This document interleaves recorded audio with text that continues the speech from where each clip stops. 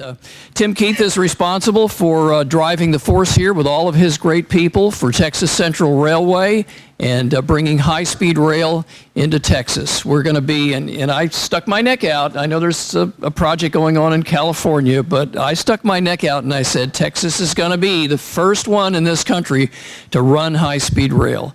And I still think we're going to do that, too. So, Tim, come on up here and give us a lowdown on what's going on with Texas Central.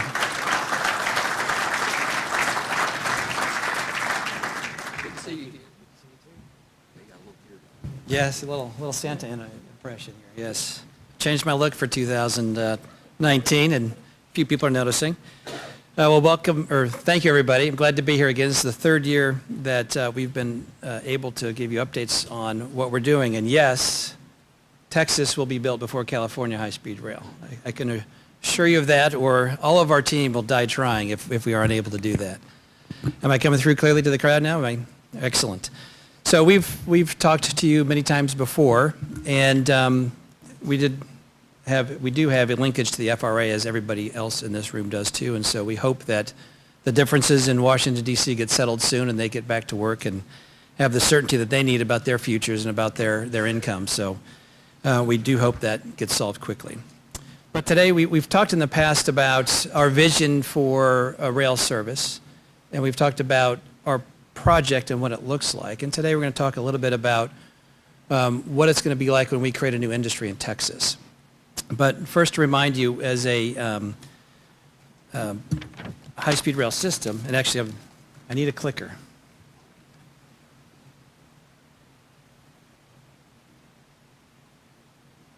Is it here behind the... Oh, here it is.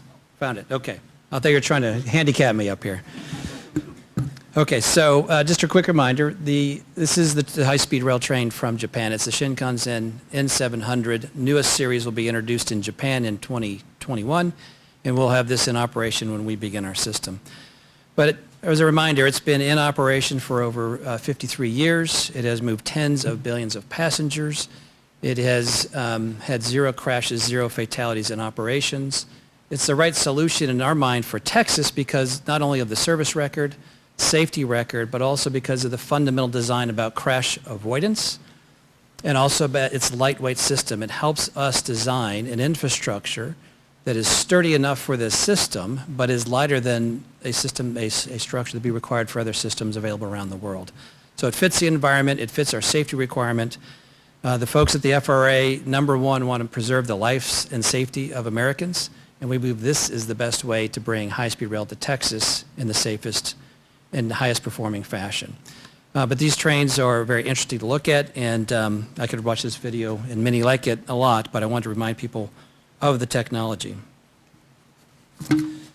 Our approach, to remind you quickly, is an investor-owned approach. So we are not government-sponsored. There's no sovereign entity behind us. So we, like you all, are working every day to build our track record in a market that requires credibility and competence and achievement. And we've done a lot around that over the years, and we've highlighted many of those things as we come to this conference. But we've spent tens of millions of dollars understanding the physical needs of the system, but also the market. We've raised almost $500 million of capital to prove out this development opportunity and bring it to the point of construction. We recently have completed their second round of studies and have an updated market size and opportunity. It is now a market size of 16 million trips being made. We heard earlier about the demographer being wrong about the rapid growth of Texas. Our team estimated that in 2017, ridership would be about 15 million people. Just in the time when they did their first study in 2015, the market grew faster. There's more people traveling between Houston and Dallas-Fort Worth. And we've seen empirically that historically the market from 15 to 17 has grown rapidly, even faster than economists had forecasted. We also found that Texans continue to be more enthused about the high-speed rail system. We had the baseline analysis completed in 2016 where lots of Texans said they would ride the train, those that move between Houston and Dallas and those that don't. Many, 80%, were intrigued to try the train. And confirmed that. We've also identified that mobility as a service, which everybody in this room probably has heard about or experienced if you've taken an Uber or a Lyft or a similar system, or ridden one of the scooters that are scattered across the city streets these days. You're participating in mobility as a service. And that is a key element of why Texas Central will be successful, because consumers today care about getting from where they stand or sit to where they need to be on the other side of a trip, whether it's a short destination or a long one, and it's all digitally enabled. And we will play into that and be a portion of the journey of somebody moving between Dallas and Houston or Houston to Dallas. And we will use technology to make sure the last mile solutions are in place to keep people on time and moving quickly through their journeys. So a couple of things we've accomplished and focused on, and the DEIS was released in December of 2017. Since then, we went through the public hearing process. Over 11 public meetings were held. We had tens of thousands of comments, over 25,000 specifically. The FRA has processed those and has delivered to us information that we've adopted where necessary into our alignment. And we now have, as we work to get a final EIS, an alignment that we think accommodates the cultural and historical, physical, environmental, community needs that the FRA has identified. And last year at this session, I asked people if anybody in the room had ever run a marathon. And a few people raised their hands. Anybody run a marathon? I had a small answer like this. Then I said, whoever's been part of an EIS process? And most of the room put their hands up and everybody giggled because it's funny. Well, I'm here to tell you that an EIS process is like an Ironman, not a marathon. I was mistaken. We were at thought we were crossing the finish line, but we were only the 11th mile. So we're working to get to our record of decision, Peter, in 2019. We need the government to be reestablished in terms of workforce, but that is our ambition that allow us to break ground in 2019. So we announced an agreement with Amtrak in May of 2018 with the ambition of making sure that we facilitate movement of all rail passengers through Texas and make ourselves part of the national network. While the volumes coming to Texas on trains are very low, we think we might have a positive impact for ourselves and for Amtrak by connecting and providing connecting service from our station to their station to facilitate passenger volumes. In May, we announced that Bechtel, a global engineering firm, has joined us as a project management consultant, Texas Central's extension of itself. We need to have several hundred technical employees by the time we break ground and start building the system. And an engineering firm already has that talent. An engineering firm like Bechtel has that talent in-house, and we're able to draw from those resources. Many of our team members that are Americans had been deployed to London working on a $20 billion rail project in the UK, and that team became available as we had a need. And so we have a very experienced American team working with us at Bechtel. Then we announced in the summer, in October, that Cellini and Progilio became the lead of our design build consortium, and they have built the majority of the Italian high-speed rail system.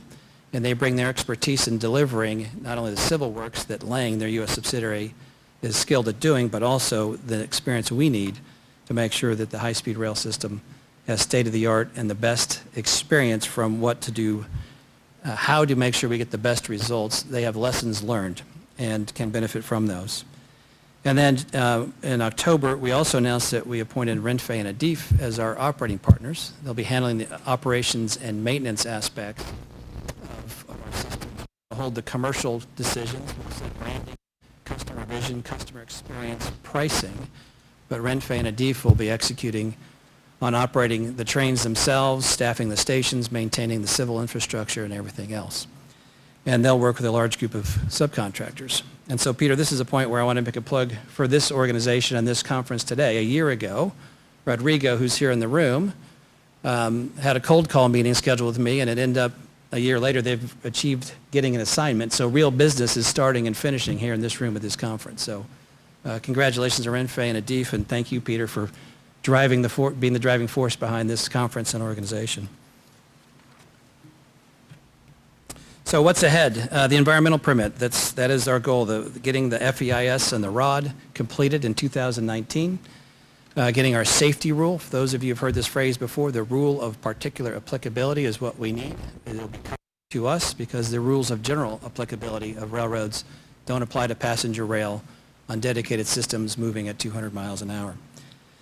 With those, we'll give our notice to proceed to Selene and Lane and begin construction as quickly as possible thereafter. One step that's not shown on there but is a major important one is my primary job is arranging the capital to pay for that construction. All of this will be occurring concurrently in 2019. So we've built our credibility, one, by our performance and by our continuity in the marketplace, but also by bringing world-class partners to work with us.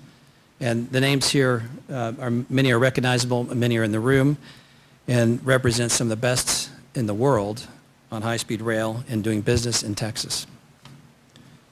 So, reminder on the construction, it's Texas-sized scale, over $12 billion just on the civil infrastructure itself. Core systems, signaling, stations are in addition to that.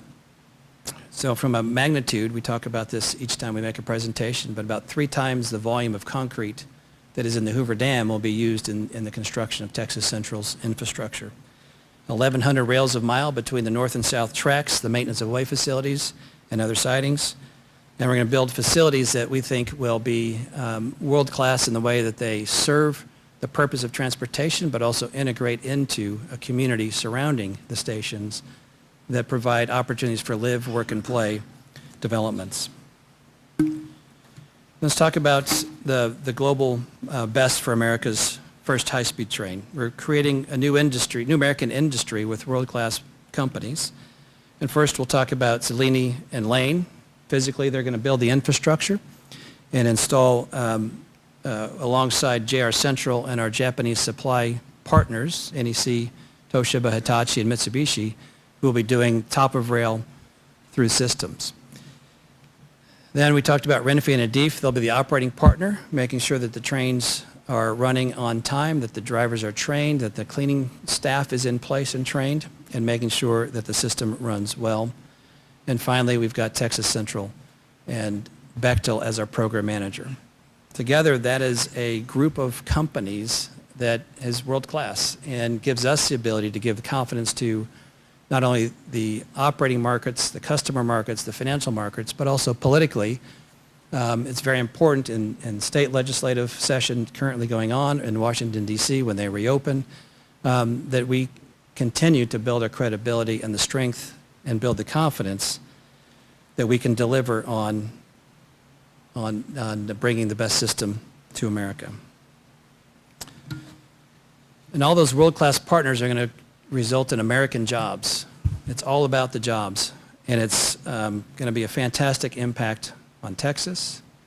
It's going to have an impact across the entire United States as we pull supply chain impact for everything from as simple as fill dirt up through aggregate, specialty steel, from all different sources throughout the country.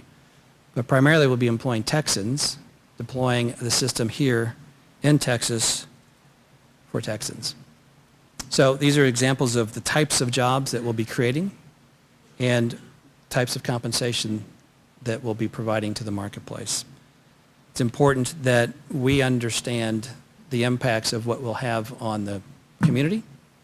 And by that I mean the entire state of Texas and the workforce, but also everybody in this room. We all have the same challenges in recruiting talent, retaining talent, and compensating well. So creating a new industry. So we'll employ tens of thousands of people during the construction phase, and then we'll have about 1,500 direct jobs working for Texas Central and operating the system. Those will be concentrated not only in the stations, but also distributed throughout the entire route. We'll have maintenance of way facilities that will care for the system infrastructure, the signaling, the communications, good technical jobs, distributed in our maintenance of ways in the rural counties between Houston and Dallas. Our estimate is about 25% of the total jobs we create will be in the non-urban areas and will be in those rural communities, creating good economic opportunities and good career paths. So one of our biggest challenges is one that everybody in the United States faces today with a tight labor force. How do we and when do we build our workforce? So we've started now, as a short answer, with our partners who have experiences in staffing up for construction, Rinfei in particular has recent experience. They've deployed high-speed rail in Saudi Arabia, and they have developed I think the entire workforce is 90% local. So they are very skilled at developing talent in a market where an industry did not exist before. We have a entire part of our business dedicated to workforce, led by Stephanie Nellens-Page, and she's developed several programs. Two of them are defined and illustrated up here. First one's the Transportation Workforce Opportunity. She calls it the two. And this is about individuals. We also have the Business Opportunity Program. This is about small business. Small business and big business have the same challenge around workforce. In our case, we're going to blend the two initiatives to make sure that we're helping develop life outcomes for individuals and positive growth for small business. Some of the small businesses we're targeting in particular for programmatic inclusion is rural business enterprises, women business enterprises, small businesses, small disadvantaged businesses, historically underutilized businesses, veteran-owned and minority business enterprises. We have a tremendous amount of opportunity to grow the impact on Texans at a very local level. And that's existing businesses and new businesses. The next step is to make sure people's life outcomes, employees, are influenced also. So working with community colleges, philanthropic organizations, businesses, universities, community-based organizations, workforce development boards, and independent school districts. One of the biggest challenges Texas has is a future workforce. We've grown at such a rate from an employment perspective that our biggest challenge is getting enough high school graduates that are willing to be trained in technical skills and move into a workforce that provides good opportunities and good career outcomes for those folks. So from the very beginning, now before we even start construction, Stephanie's dedicated to developing programs around these parameters so that we impact both business and individuals. So building relationships is key to us. We have a tremendous support base, and it is largely concentrated in Houston and Dallas-Fort Worth. We have built relationships throughout the entire corridor and work very hard every day to become neighbors and enter these communities with a new infrastructure build as neighbors, not as adversaries. And that takes a lot of work. And we have a team that's frankly very experienced, many of whom are in the room today.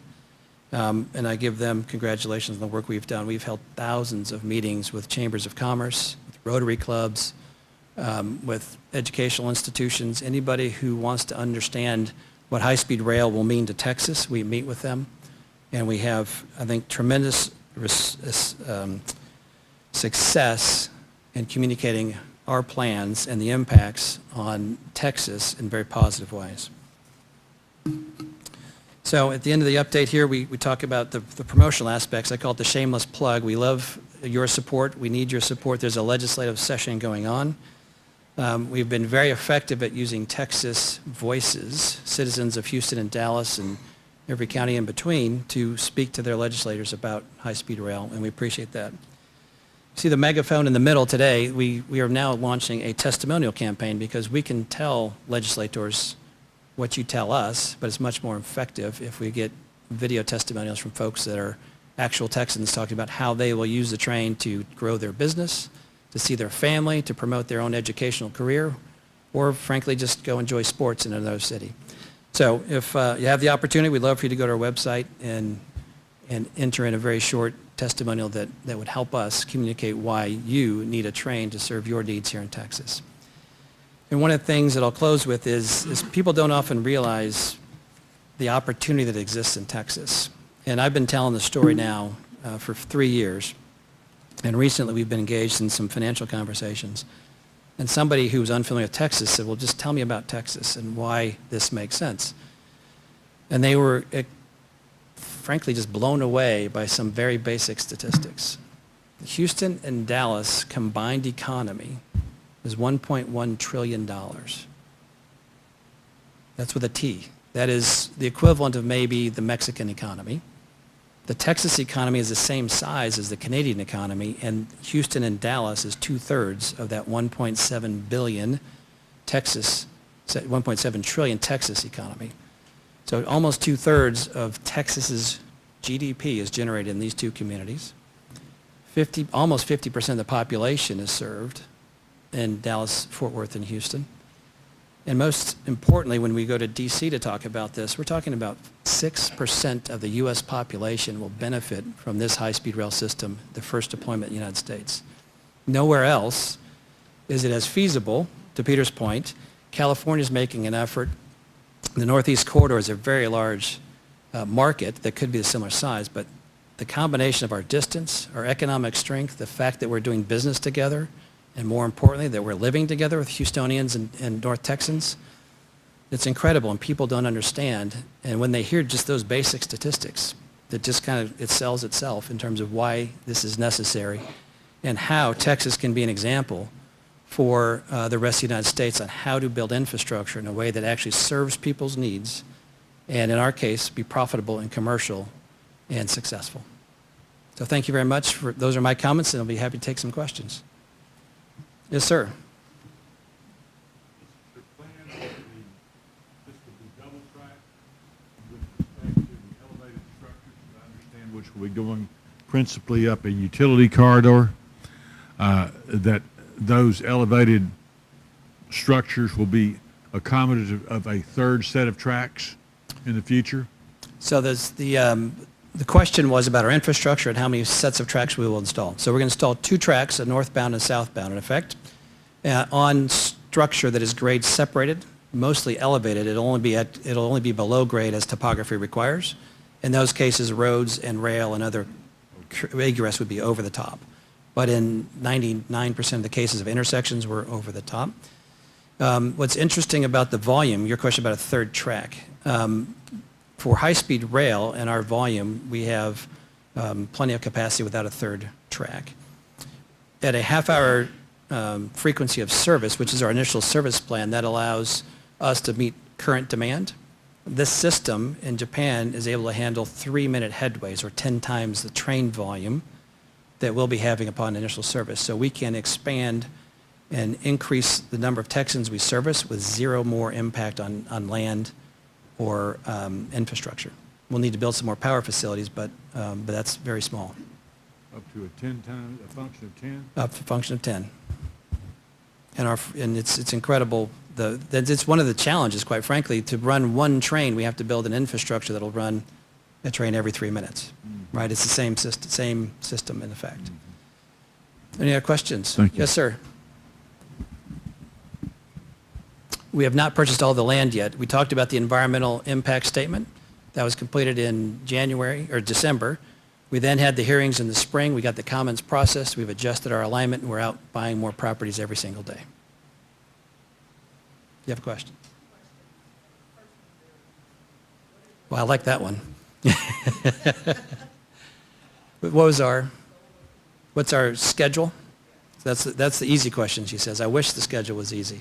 So when we get our record of decision, which our goal is 2019, we'll begin construction with a notice to proceed. And that construction period would be targeted about 6 years. Our goal is for it to be 5. We have a year of commissioning because we need to run these trains for a year without passengers in them to prove they're safe as installed. And so we're trying to combine those 2 steps into a shorter time frame. Do I dare ask what the hard question is? Okay, what's the hard question?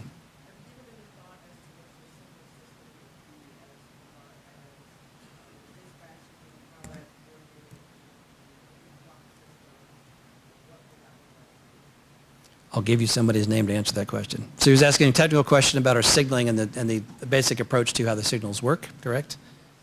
So we have technical folks can answer that question. But we're bringing the entire Shinkansen system, including their signaling system, to us. And I don't have the answer for your technical question. You're right. That was a hard one. Yes, sir.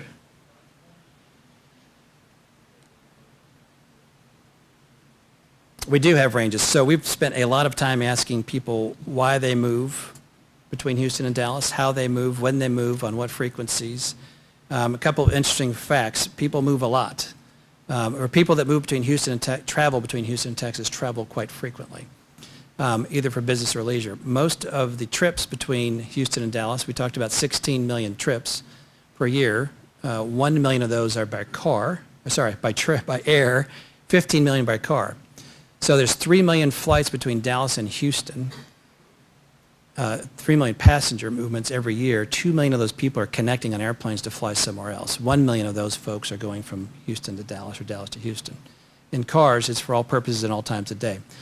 So the way we have identified and stratified our opportunity for the market is business, and those will be oftentimes short notice fares, peak times. Those will be expensive compared to our affordable fares for leisure travel off-peak. We're designing our entire fare system to be relatively at a discount to current airfares. If you looked at what it costs to buy a 30-day advance ticket and a one-day advance ticket, in both cases, our goal is to be below those averages across the board. For travelers that are going on leisure trips, off-peak, off-day, off-season, we'll have fares that are in double digits and be quite affordable. We'll have frequent rider programs that will consider how frequent passengers travel with their families to try to incent very low prices to bring your children.